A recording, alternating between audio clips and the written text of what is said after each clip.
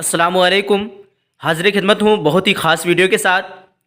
आप लोगों का बहुत ज़्यादा कमेंट आ रहा था और बहुत सारे स्टूडेंट कॉल में भी कह रहे थे कि सर सब्जेक्टिव की तैयारी अब तक नहीं हुई है और सब्जेक्टिव की तैयारी करा दीजिए। तो जैसे कि मैं आप लोगों से वादा किया था कि सब्जेक्टिव की तैयारी भी आपकी मुकम्मल हो जाएगी और जैसे कि आपने थंबनेल में देखा होगा कि 50 नंबर पक्का आपका। जी हाँ, बिल्कुल आपने सही देखा है, लेकिन आपको शर्त है कि आपको इस चैनल को नोटिफिकेशन को ऑन कर लेना है। पहले सब्सक्राइब करके नोटिफिकेशन को ऑन कर लेना है। उसके बाद जो है एक वीडियो से आपकी 50 नंबर पक्का होने वाला है नहीं, इसी टाइप के आपको और 4 वीडियोस मिलेंगे। वो 4 वीडियो देखने के बाद जो है आपकी तैयारी बिल्कुल कंप्लीट हो जाएगी।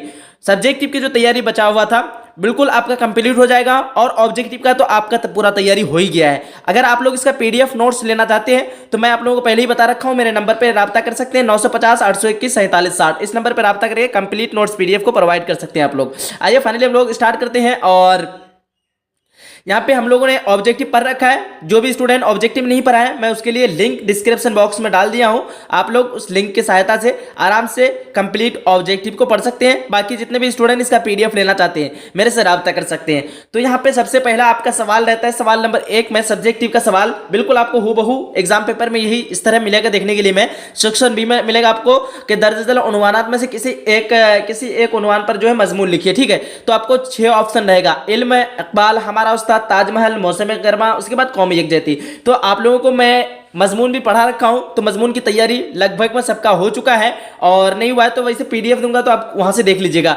अब यहां पे दूसरा नंबर पे आता है जिस पे जो है सबसे ज्यादा डिमांड रहता है आप लोगों का। दूसरा नंबर सवाल में क्या रहता है कि मंदरजा अशआर में से किसी 2 की तशरीह कीजिए। तो मैंने सबसे पहला वाला शेर और दूसरा वाला शेर, ये दोनों शेर का तशरीह ऑलरेडी कर रखा है। आपने नहीं देखा है अगर तो एक वीडियो अपलोड हो चुकी है इस पे, वो आप लोग जाकर के देख लें। ठीक है, अब हम लोग तीसरा नंबर और चौथा नंबर सवाल का जो है तशरीह करेंगे। सबसे पहले यहाँ पे बता क्या रखा है कि 2 ही का करना है, तो वैसे हम लोग यहाँ पे 2 का कर रहे हैं। ठीक है, तो यहाँ पे क्या है सवाल नंबर 3 पे कि यारों ने खूब भर के जमाने से सलाह की, मैं ऐसा बददिमाग के यहाँ भी बिछड़ गया, पहाड़ काटने वाले जमी से हार गए, इस जमी में दरिया समाये हैं क्या क्या। ठीक है, ये दोनों का हम लोग तशरीह करेंगे। उसके बाद तीसरा नंबर सवाल, आपको सवाल सारा दिखा देता हूं मैं पहले। मंदरजाल इक्तबास की तशरीह सियाक व सिबाक के हवाले से कीजिए। ये भी तशरीह हमने कर रखा है, तो यहाँ पे या फिर दूसरा ऑप्शन पे दिया है, या फिर उसकी करें या फिर इसकी करें। तो हम लोगों ने पिछली वीडियो में इसकी नहीं किया था तो इसको हम लोग तशरीह कर लेंगे। यहाँ पे क्या है, इब्तिदाई से तबीयत कुछ ऐसी हुई कि खलवत और जलवत से गुरेज़ा रहता था लोग, लड़कपन जमाना लोग जो है लड़कपन का जमाना खेल कूद में बसर करते हैं, मगर 12-13 बरस की उम्र में मेरा ये हाल था कि किताब लेकर किसी गोशा में जा बैठता और कोशिश करता है कि लोगों की नजर से ओझल रहूं। ठीक है, ये आपका हो गया। उसके बाद अब अगला नेक्स्ट क्वेश्चन रहता है चौथा नंबर पे। यहाँ क्या रहता है कि अपने बड़े भाई को एक खत लिखिए जिसमें अपने तालीम मुस्तकबिल के बारे में मशवरा कीजिए, जिसमें आपको 5 नंबर मिलता है। और या फिर अपने वालदा को एक खत लिखिए और इम्तिहान की तैयारी के बारे में बताइए। तो मैं आप लोगों को अपनी वालदा के ऊपर खत लिखने के लिए बताऊंगा, ये क्योंकि ज्यादा इंपॉर्टेंट रहता है। ठीक है, अब देखिएगा अगला क्वेश्चन 5 नंबर पे पूछ रखता है कि दर्ज सवालों में से सिर्फ 5 के मुख्तसर जवाब दीजिए। सारा सवाल देख लीजिए, इसमें आपको 2 नंबर के मिलना है, 5 का ही जवाब देना है। तो मैं आप लोगों को पूरा 10 का 10 सोल्यूशन कराने वाला हूं। सबसे पहला क्वेश्चन रहता है अबुल कलाम आजाद ने गुबार खातिर के खतूत कहां लिखे थे, क्वारंटाइन अफसाने में किस वबा का जिक्र है। उसके बाद अगला क्वेश्चन, अभी हम लोग सवाल पढ़ रहे हैं, अभी जवाब की तरफ नहीं गए, जब जवाब की तरफ जाएंगे ना तो थोड़ा सा धीरे हो जाएगा। ठीक है, यहाँ पे थोड़ा आप लोगों को फास्ट में बता दे रहा हूं सवाल सब। ठीक है, अगला सवाल तीसरा नंबर पे कि इब्राहिम सिक्का किसका अफसाना है, यगाना चंगेजी का असल नाम क्या है, बंजारों को और किस नाम से जाना जाता है, मीर अनीस के एक हम असर का नाम बताइए। मीर अनीस के जो है एक हम असर यानी हम उम्र का नाम बताइए। ठीक है, अब देखिएगा अगला क्वेश्चन, अली सरदार जाफरी के 2 नज़मों के उन्वान बताइए। तो और 8वां नंबर क्वेश्चन, निसाब में शामिल 2 कहानियों के नाम लिखिए। ठीक है, अब देखिए अगला क्वेश्चन आपको 9 नंबर पे कि कसीदा के 2 अज्जा, जुज की जमा होती है अज्जा, यानी कसीदा के 2 हिस्सों को लिखिए। ठीक है, यानी कसीदा में क्या क्या आते हैं उनका 2 हिस्सा आपको लिखने के लिए बोल रहा है। उसके बाद देखिए मिर्जा गालिब के 2 हम असरों के नाम लिखिए। वही सेम है, वही सेम कंडीशन जो पहले आप लोगों ने देखा मीर अनीस के हम असर, वही सेम कंडीशन इसमें भी है कि मिर्जा गालिब के जो हम उम्र का नाम लिखिए। ठीक है, अब अगला क्वेश्चन आता है 6 नंबर पे, क्या आता है कि मंदरजा में से किसी 3 सवालों का जवाब दीजिए।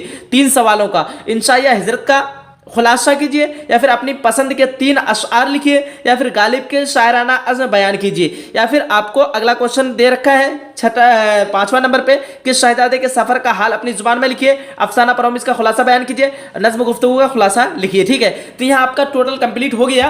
और यहाँ से आपको कितना मांग रहा है, 3 ही मांग रहा है। ठीक है, अब देखिएगा सवाल नंबर 7 में पूछ रखता है आप लोगों को दर्ज झैल इबारत की तलखीस पेश कीजिए। मैंने ये बता दिया आप लोगों को, काफी इजी है। अगर आपको कुछ भी नहीं आता है ना तलखीस क्या होता है मैं आप लोगों को बता दे रहा हूं। ये इंग्लिश में जिसको कहते हैं हम लोग पैराग्राफ, इस पैराग्राफ को क्या करना रहता है, पढ़ लेना रहता है एक बार, लगभग 3 बार आप लोग कम से कम इसको पढ़ लीजिए। इस पैराग्राफ को पढ़ने के बाद इसमें कहना क्या जाता है, अपनी जुबान जहां तक हो सके आप अपनी जुबान में लिखिए। अगर आपको फिर भी नहीं आता है, अगर 4 नंबर अगर आपको उठाना ही है, फिर भी अगर नहीं आता है अपनी जुबान में लिखना, तो इसको जितना लंबा है ना, इसको लॉन्ग को थोड़ा शॉर्ट कर देना आपको। ठीक है, शॉर्ट में लिख देना है, 4 नंबर आपका मिल जाएगा, पक्का हो गया यहां से 4 नंबर। ठीक, अब देखिएगा यहां पे क्या रहता है, या आपको अगर वो भी नहीं आता है तो फिर भी आपको एक ऑप्शन दे रखा है कि दर्ज झैल में किसी उन्वान का खुलासा लिखिए। नज्म खेती का खुलासा लिख दीजिए, भोले बिसरे गीत का खुलासा लिख दीजिए, या फिर कामिल इनकलाब का मरकजी ख्याल लिख दीजिए। ठीक है, यहां तक हो गया आपका पूरा कंप्लीट। अब आते हैं हम लोग डायरेक्टली जवाब की तरफ। सबसे पहला सवाल का जवाब को हम देखेंगे। यहाँ पे देखिए सबसे पहला सवाल का जवाब यहाँ पे क्या है, मजमून, जो कि आप लोगों को मजमून लिखने बोला था।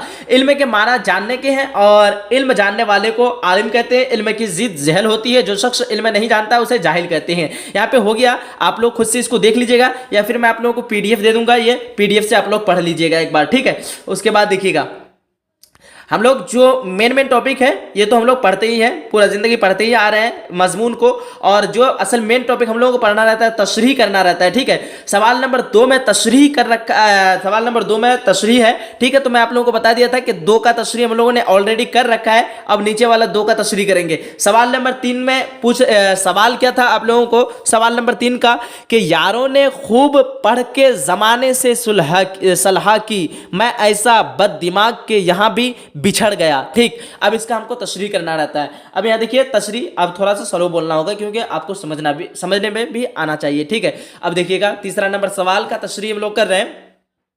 मज़कूरा शेर खलीलुर रहमान अज़मी की ज़ेर निसाब पहले गज़ल का चौथा शेर है।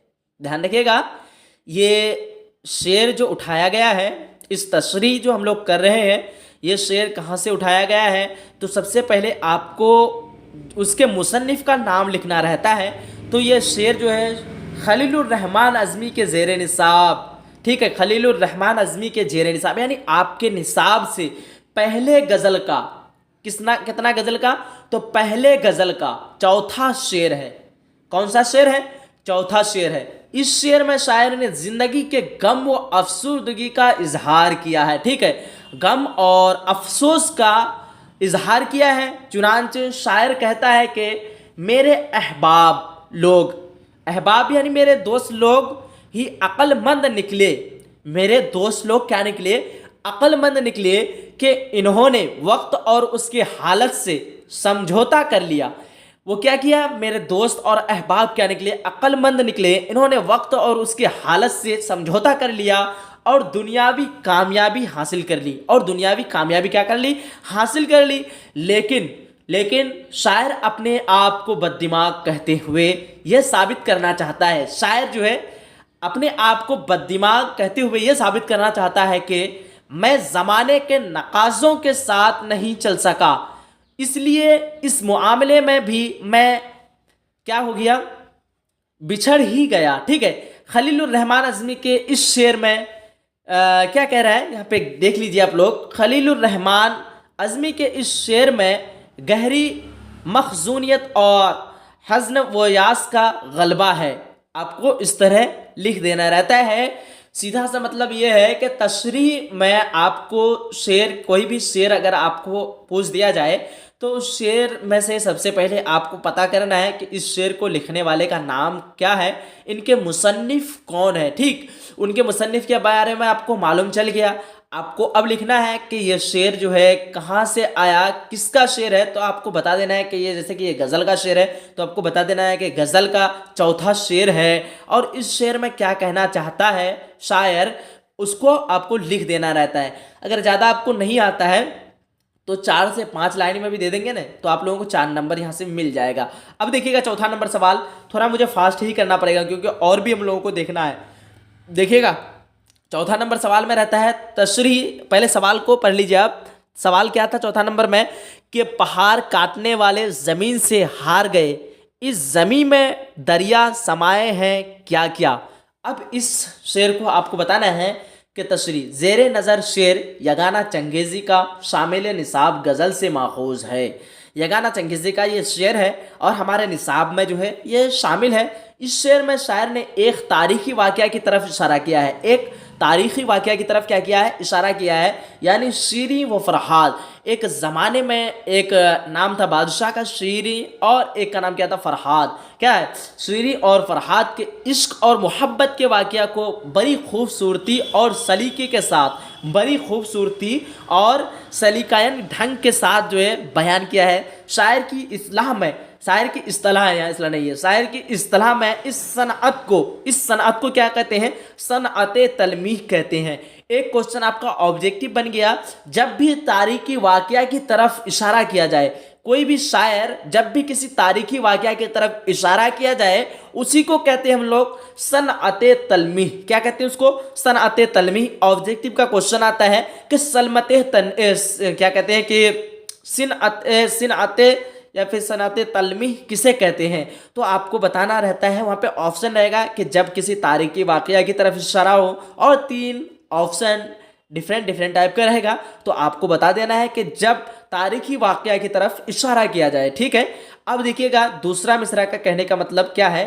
अगला शेर में कि शेर के दूसरे मिसरे में दरिया समाये हैं का इस्तेमाल किया गया है। शेर के दूसरे मिसरे में क्या किया गया है, दरिया समाये हैं का इस्तेमाल किया गया है, जिसके ज़ाहिरी माने के तौर पर शायर ने शीरी व फरहाद के वाक़या की तरफ इशारा किया है। यानी फरहाद ने जिस पहाड़ को खो देकर दूध की नहर निकालने की कोशिश, खोद कर है ये, जिसने पहाड़ को खोद कर दूध की नहर निकालने की कोशिश की है। थोड़ा सा जूम कर दे रहा हूं मैं ताकि आपको दिक्कत ना हो। चलिए, दूध की नहर निकालने की कोशिश की आखिरकार फरहाद भी इसी मिट्टी में मिल गया। लेकिन शायर ने इस शेर में हकीकी मुराद इंसानी ज़िंदगी के अंजाम और दुनिया की बेसबाती से लेते हैं। शायर ये कहना चाहते हैं कि इस दुनिया में, इधर आएगा आपका आगे, चलिए ऊपर में होगा क्या, यहाँ इस दुनिया में कैसे कैसे मशहूर लोग आए और अपनी शोहरत का जलवा दिखाकर आखिरकार इस ज़मीन में समा गए। यही वजह है कि शायर ने ज़मीन में दरिया के समा जाने की बात की है। ठीक है, आपको ये भी समझ में आ गया है। अब आगे रहता है तशरीह करना, जो मैं तीसरा नंबर सवाल पे आप लोगों को बताया था कि मंदरजाल इक्तिबास की तशरीह सियाक व सबाक के हवाले से कीजिए। जब भी आपको सियाक व सबाक आ जाए, आपको समझ लेना है कि ये नज़्म से नहीं, हिस्सा नज़्म से नहीं लिया गया है, हिस्सा नस्र से लिया गया है। यानी किसी भी कहानी, किस्सा का छोटा सा पार्ट को उठा करके ला देना और आपको बताना है उसके बारे में, ये कहाँ से लिया गया, उससे पहले क्या कहना चाहता है, उसके बाद में क्या कहना चाहता है, ये सारा लिखना रहता है। ठीक है, और नज़्म में आपको बताना रहता है ये नज़्म कौन लिखा है, किसने लिखा है, कहाँ है, आपके इसमें क्या है, क्या कहना चाहता है, वही सारा है भाई। बहुत ईजी है। आप लोग हार्ड दिमाग से देखते हैं, इसलिए आपको लगता है कि नहीं भाई कठिन है, लेकिन बहुत ज़्यादा इजी है। ठीक है, अगर आप लोग अच्छे से समझ जाएंगे तो। ठीक है, अब देखिएगा तीसरा नंबर पे तशरीह हम लोग कर लेते हैं। पेश नज़र इक्तिबास ख्वाजा हसन निज़ामी के शामिल निसाब मजमून मिट्टी का तेल से माखूज है। तो ये तो मैं आप लोगों को पढ़ा चुका हूँ, तो मैं आप लोगों को पहले ही स्टार्टिंग में बताया था। या फिर दूसरा नंबर हम लोग तशरीह करेंगे। दूसरा नंबर में क्या पूछ रखा था आप लोगों को, इब्तदाई से तबीयत कुछ ऐसी हुई कि खलवत और जलवत से गुरेजा रहता था। लोग लड़कपन का ज़माना खेल कूद में बसर करते हैं, मगर 12-13 वर्ष की उम्र में मेरा यह हाल था कि किताब लेकर किसी गोशा में जा बैठा और कोशिश करता है कि लोगों की नज़र से ओझल रहूं। यह आपका क्वेश्चन था। आप लोग सोच रहे होंगे कि भाई कहाँ पढ़ रहे हैं, लेकिन वो आपका क्वेश्चन था, उसका तशरीह यहाँ पे है। ठीक है, देखिए तशरीह क्या कर रहा है। पेश नज़र इक्तिबास मौलाना आज़ाद के शामिल निसाब पहले मकतूब से माखूज है। यह खत मौलाना आज़ाद ने अपनी सिद्दीकी मुकर्रम यानी अपने दोस्त मुकर्रम के नाम कलआ अहमद नगर जेल से 1942 में तहरीर किया, यानी लिखा। कौन लिखा आपको आगे पता चलेगा। यह इक्तिबास आप बीती यानी अपने आप बीती की नौइयत की तहरीर है, यानी अपने आप में जो बीता है वही तहरीर किया हुआ है, वही लिखा हुआ है, जिसमें मकतूब निगार, जिसमें जो है मकतूब निगार यानी खुतूत निगार, मकतूब कहते हैं हम लोग खुतूत निगार। मौलाना आज़ाद ने अपने बचपन के अहवाल और जहनी कैफियत को बयान किया है, अपने बचपन के अहवाल, ठीक है। तो क्या हो गया आपका अहवाल, अपने बचपन के अहवाल और जहनी कैफियत को बयान किया है। मसलन मौलाना आज़ाद बचपन से ही मुताला की बहुत शौकीन थे, मुताला के कहते हैं बहुत ज़्यादा शौकीन थे, बहुत ज़्यादा शौकमंद थे। बचपन के वह अय्याम जो 12-13 साल की उम्र के होते हैं वह खेल कूद में मशगूलियत के होते हैं, लेकिन मौलाना आज़ाद जलवत से दूर खलवत पसंद थे और घर के किसी गोशा में बैठकर मुताला में घर के रहते थे। ये कैफियत मौसूफ की ज़िंदगी का हम तरीन पहलू है, ठीक है। बहुत देखिए, अब ये आपको बनाने के बाद काफ़ी कितना इजी लगा होगा। आपको मालूम रहना चाहिए कि ये इक्तिबास कहाँ से लिया गया है, उतना मालूम अगर नहीं भी है, आप कहेंगे भाई हम तो पढ़े नहीं है, तो इसलिए तो मैं कह रहा हूँ कि आपको जो 5 सेट ये मिल रहा है ना, ये बिल्कुल आपको 100% आपको नंबर लेकर के दिखाएगा। यही 5 सेट से आपका टोटल क्वेश्चन रहेगा, आप लोग इतना ख्याल रखें, ठीक है। अब देखिएगा यहाँ पे अगला क्वेश्चन था कि अपने बड़े भाई को खत लिखें। तुम बड़े भाई को मैं पहले ही बता दिया था, बड़े भाई को नहीं लिखेंगे, ज़्यादा चांस रहता है अम्मी जान को लिखने का, तो अम्मी जान के ऊपर लिखेंगे। सबसे पहले आप लोगों को लिखना रहता है अज इम्तिहान हाल, उसके बाद यहाँ पे लिख देना रहता है 2 फरवरी 2021, उसके बाद सलाम कहना रहता है, मोहतरम अम्मी जान अस्सलामु अलैकुम रहमतुल्लाहि व बरकातुहू। अर्ज़ है कि मैं यहाँ खुदा के फजलो करम से और आपके दुआओं के बरकत से बिल्कुल बखैर आफियत हूँ। आपका भेजा हुआ शफ़क़तनामा मौसूल हुआ, घर वालों की तफसील खैरियत से वाक़फ़ियत हुई। जो लुत्फ़ यानी जो मज़ा ख़त्म है वो मोबाइल की गुफ्तगू में नहीं है। आपके ख़त में मेरी तालीम व तरबियत से मुताल्लिक़ दरियाफ़्त फरमाया है, इस सिलसिले में मुख्तसर बातें पेश खिदमत है। यहाँ पे हो गया आपका पूरा कंप्लीट। अब यहाँ देखिए कितना लंबा ख़त लिखा हुआ है किताबी भाषा में, आपको अपनी भाषा में लिखना है। तो कैसे लिखना है, बस आप क्या क्या कर रहे हैं तालीम के दौरान यहाँ पे देख लीजिए। अब यहाँ पढ़ के आप मुख्तसर में लिख सकते हैं, 2-3 लाइन बता देंगे, इतना ही काफ़ी है, अपनी अम्मी जान को ही बताना है। यहाँ पे देखिए, मैं यहाँ एक हॉस्टल में रहता हूँ जहाँ मुनासिब तालीम माहौल मुझे हासिल है। सुबह की नमाज के लिए तमाम तलबा सवेरे बेदार हो जाते हैं, यानी सवेरे क्या कर जाते हैं, जग जाते हैं। मैं भी तलबा के साथ फजर की नमाज से फारिग होकर दरस कुरान के प्रोग्राम में शामिल हो जाता हूँ। होता क्या है मदरसे में, आखिर मैं भी मदरसे में पढ़ चुका हूँ, तो होता क्या है मदरसे में दरअसल कि सुबह फजर के नमाज पढ़ने के बाद सारे स्टूडेंट लाइन बाय लाइन बैठ जाते हैं। बैठने के बाद क्या करते हैं, कुरान शरीफ को निकाल करके तिलावत कुरान में लग जाते हैं। लगभग आधा से 1 घंटा पढ़ना रहता है, ठीक है। तो वो कुरान शरीफ पढ़ने के बाद फिर अपने अपने कामों में लगते हैं, अपनी अपनी किताबों का सबक याद करते हैं। लेकिन सबसे पहले क्या करते हैं, कुरान शरीफ का मुताला करते हैं, कुरान शरीफ पढ़ते हैं, ठीक है, तिलावत करते हैं। अब देखिएगा आगे कह रहा है, फिर थोड़ी देर मुताला करके 9 बजे तक नाश्ते से फारिग होकर तैयार होता हूँ और कॉलेज के रवाना हो जाता हूँ। और क्या कर देता हूँ, कॉलेज के लिए रवाना हो जाता हूँ। इसी तरह आपको लिख लेना है नमाज के बारे में। अगर नमाज वगैरह पढ़ते हैं आप लोग, नहीं भी पढ़ते हैं तो आपको तो यहाँ पे दरख्वास्त में लिखना रहता है। कॉलेज में दोपहर तक की क्लास होती है, क्लास फारिग होकर जोहर की नमाज़ पढ़ता हूँ। उसी तरह आपको लिख देना है इशा की नमाज़ पढ़ता हूँ, उसके बाद पढ़कर खाना खाता हूँ और थोड़ी देर चहल कदम करके अपने कमरे में जाकर सो जाता हूँ। इस तरह शब रोज़ का प्रोग्राम चलता है, ठीक है। बाकी आपको खुद से अपने से बना देना रहता है और लास्ट में आपको देख लेना रहता है क्या है कि फ़कत व सलाम आपके दुआओं का मोहताज मोहम्मद सुल्तान सीतामढ़ी। मैं स्पीड इसलिए कर रहा हूँ भाई क्योंकि टाइम मुझे जो है यहाँ पे लेके चलना पड़ेगा। अगर लॉन्ग हो जाता है ना, आप लोग देखना पसंद नहीं करते, पूरा वीडियो को देखते नहीं है, तो मुझे बनाने का फ़ायदा नहीं होता है। आपको मैं कह रहा हूँ, इसलिए सब्जेक्टिव वीडियो नहीं आती है। मैं क्यों नहीं लेके आता हूँ सब्जेक्टिव, क्योंकि सब्जेक्टिव एक तो वीडियो बनाने में बहुत ज़्यादा टाइम लगता है और मेहनत भी लगता है, लेकिन आप लोग पूरा देखते नहीं है। मैं देखता हूँ एवरेज में 40 मिनट 45 मिनट का वीडियो रहता है ना, तो कितना मिनट देखता है बताओ। मैं तो आप लोगों को शर्मिंदा लगेगा कि कितना मिनट देखता है, 2 मिनट 2.5 मिनट देखता है। इसलिए सब्जेक्टिव की वीडियो नहीं आती है। इतना रिक्वेस्ट के बाद भी आप लोगों के लिए सब्जेक्टिव की वीडियो में नहीं लेके आ पाता हूं, क्योंकि बहुत ज़्यादा मेहनत लगता है। जब आप लोग देखते नहीं है तो फिर वो वीडियो जो चलने का चांस बहुत कम रहता है। अब देखिएगा यहाँ पे 1 नंबर सवाल में अबुल कलाम आज़ाद ने गुबार खातिर के खतूत कलआ अहमदनगर जेल से लिखा था। क्वेश्चन था आपका कि अबुल कलाम आज़ाद ने गुबार खातिर खतूत कहाँ से लिखा था,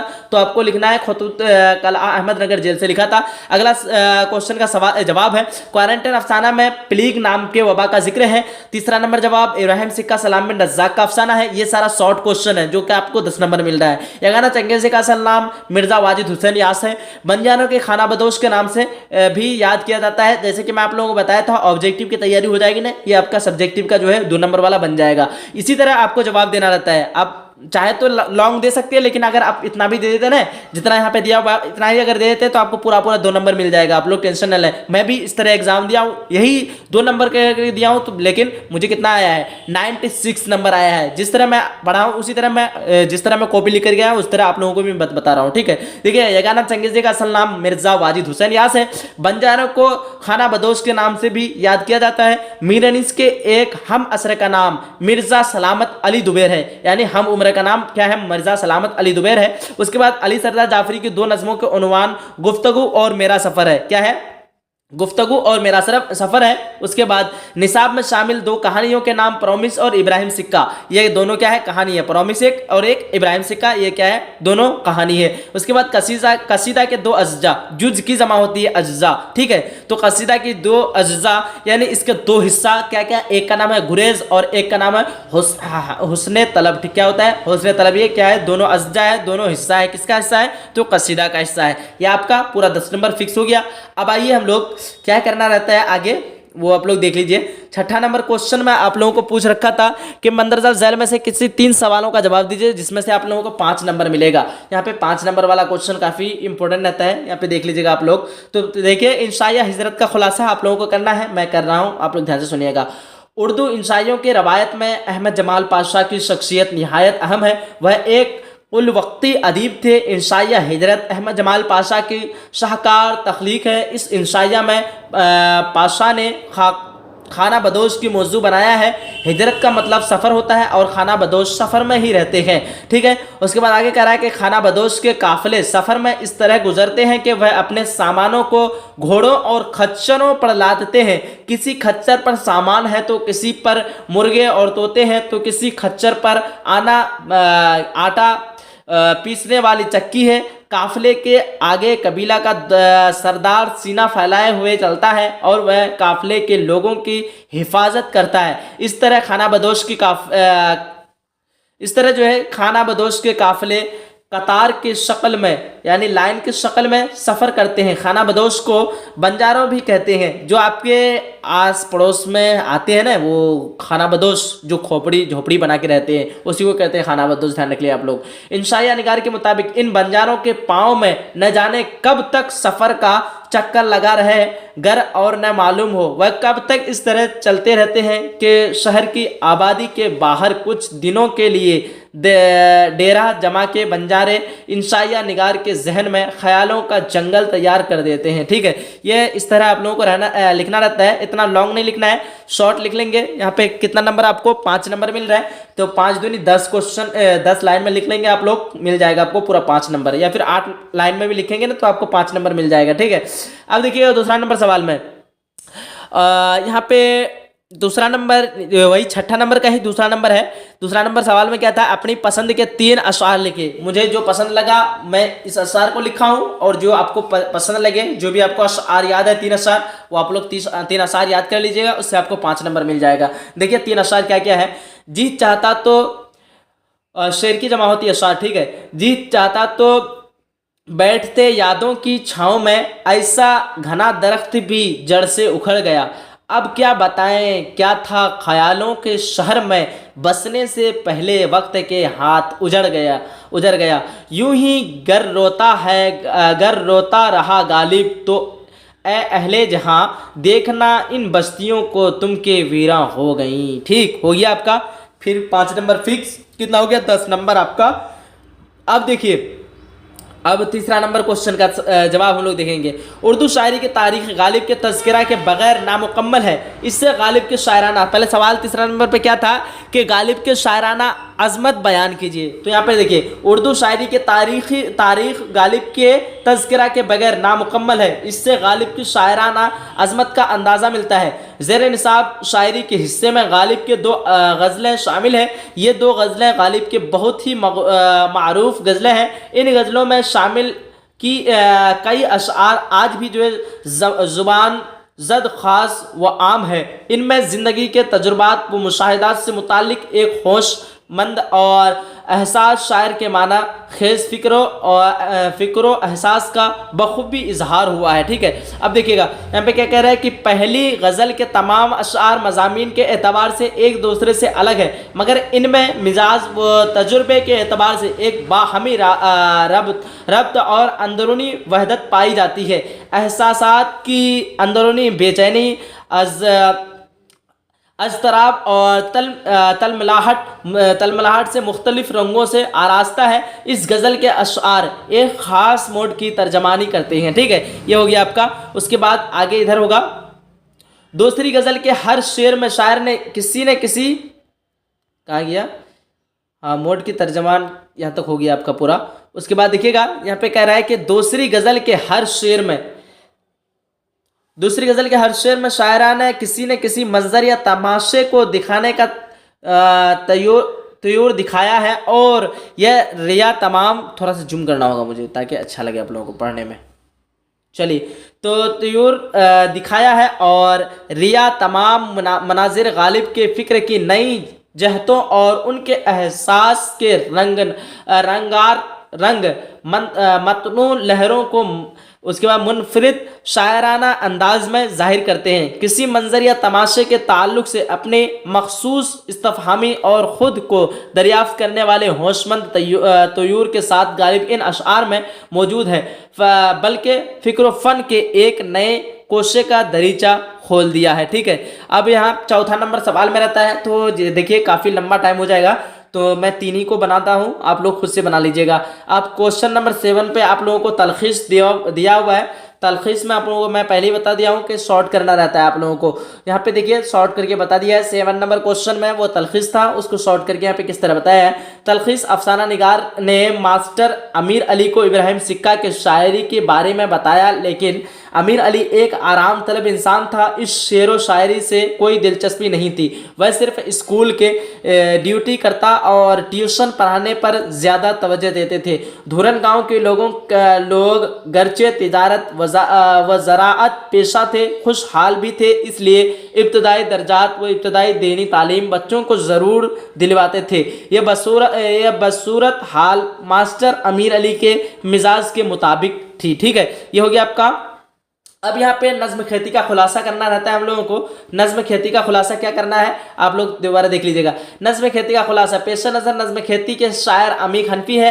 हैयत के एतबार से यह एक आज़ाद नज्म है, यानी ये जो है किस कैटेगरीज में रखा गया है, तो आज़ाद नज्म की कैटेगरीज में रखा गया है। किसको, तो नज्म खेती को आज़ाद कैटेगरीज में रखा गया है। उसके बाद यहाँ पे कह रहा है कि मिसरों पर ये जो है 11 मिसरों पर मुश्तमिल है। नज्म खेती 11 मिसरों पर क्या है, मुश्तमिल है, बंधा हुआ है। इस नज्म में शायर ने हमें इंसान के बका और उसके फना के, यानी इंसान के बकिया जिंदगी और मरने के बाद की जिंदगी का जो है मरहले के साथ साथ ही वक्त की कुव्वत से आशना कराने की कामयाब कोशिश की है। ठीक है, आशना कराने की क्या की है, कामयाब कोशिश की है। यह वजह है कि शायर ने इस नज्म में वक्त के किरदार में रब्बानियत और कहारत की शक्लों को उभारे हैं। एक तरफ तो ये लोगों को एक खास मरहले तक परवान चढ़ाता है और दूसरी तरफ उन्हें फना के हवाले कर देता है। ठीक है, तमाम इंसान इसी वक्त की खेती है, यानी जिस तरह खेती में आप खेती करते हैं, किसी चीज़ का भी खेती करते हैं, उसके बाद फसल काटते हैं, उसी तरह तमाम इंसान क्या है दुनिया में आते हैं।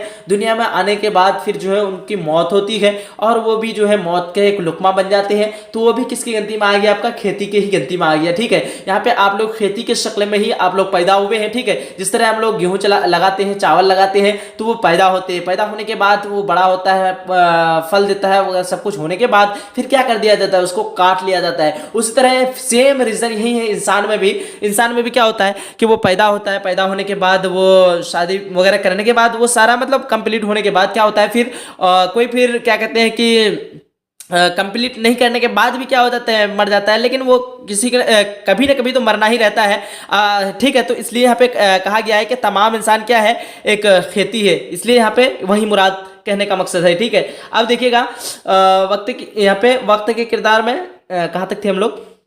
हाँ चलिए, तो शायर ने इस नज्म के किरदार में रब्बानियत और कहारियत की शक्लों में उभारे हैं। एक तरफ तो ये लोगों के, हाँ यहाँ तक हो गया, खेती है, फसल तैयार हो जाते हैं तो उसे काटने का मरहला आता है, यानी मामूल के मुताबिक इंसानों के वक्त का लुकमा बनना ही पड़ता है। यानी मामूल के मुताबिक इंसान को जब उनका वक्त आ जाए, मौत करीब आ जाए, तो उनको जो वक्त का लुकमा बनना ही पड़ता है, मरना ही पड़ता है उसको। ठीक है, अब देखिएगा, अब आगे कह रहा है कि शायर ये कहना चाहता है कि वक्त ही हमारे हद है, वक्त हमारा क्या है, हद है, यानी वक्त हमें मौका देता है और फिर खुश भी होता है। ठीक है, और फिर क्या होता है, खुश भी होता है। दरअसल इस नज्म का मरकजी किरदार वक्त ही है, वक्त के ही जो है, लास्ट में आना है हमको, चलिए कहाँ गया, मौका देता है और फिर खुश भी होता है। यहाँ तक हो गया। आगे है कि हाथों से इंसान के मुकद्दर का फैसला होता है। क्या होता है कि हाथों से इंसान के मुकद्दर का फैसला होता है, वह एक ऐसा फैसला होता है जिसका अंजाम फना की शक्ल में सामने आता है। आप इस तवील अहद पर अहाता किया हुआ तजुर्बा भी समझ सकते हैं और खेती बाड़ी का किस्सा भी कह सकते हैं। वक्त का यह पूरा अमल दरअसल उसके जो है खुद अपने वजूद की बका के लिए ही होता है। इसी हकीकत को इस नज़्म में वाज़ा किया गया है। तो देखिए, जितना भी है सारा का अगर हम लोग सॉल्यूशन करें यही एक वीडियो में, तो बहुत ज़्यादा वीडियो लंबी हो जाएगी।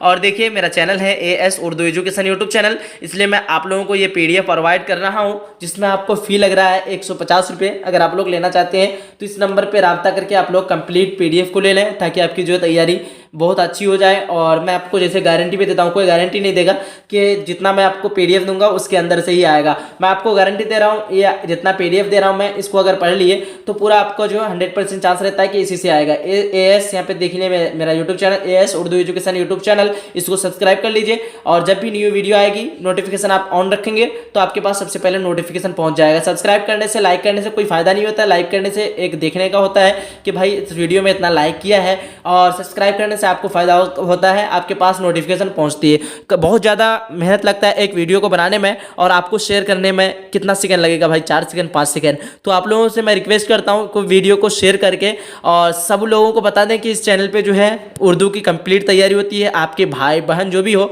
2023 में अगर एग्जाम देना चाहते हैं, उनको भी जोड़ें इस चैनल से। चलिए, मिलते हैं हम लोग एक अगली क्लास में। जब तक के लिए खुदा हाफिज़, जय हिंद, जय।